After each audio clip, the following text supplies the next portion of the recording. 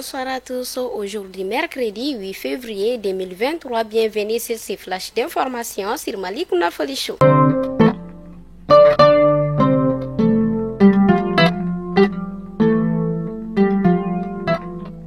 La vente de viande devient de plus en plus fréquente dans les marchés de Kati, une situation décriée par la population et les vétérinaires de la localité.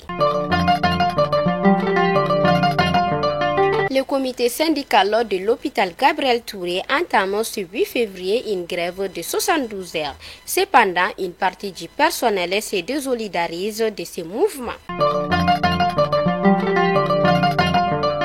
La ville de Diboli, cercle de Kaya, est dotée d'un corbillard. La remise de ce minibus a eu lieu le dimanche 5 février 2023. C'est donc du mouvement Ambico. La cérémonie de remise a enregistré la présence des autorités administratives, politiques et les représentants de la société civile de la commune.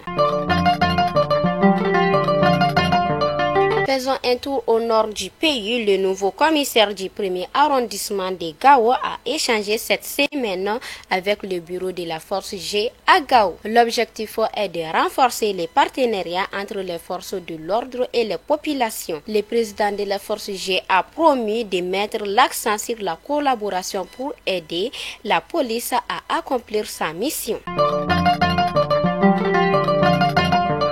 Ainsi, nous partons à Bourem. 5 boutiques ont été cambriolées, 10 téléphones et 3 ordinateurs volés en un mois à Bourem. Ces forfaits sont attribués à un groupe de jeunes délinquants. La gendarmerie informée est à pied d'œuvre pour démanteler le réseau, assurer la quiétude au sein de la population.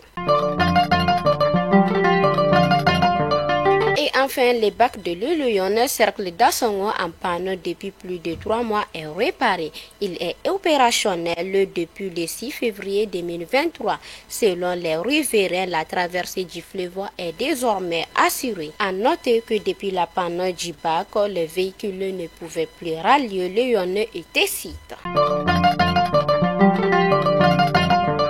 Fidèles abonnés de Malik Nafoli Show, c'était l'information du jour et à demain, Inch'Allah.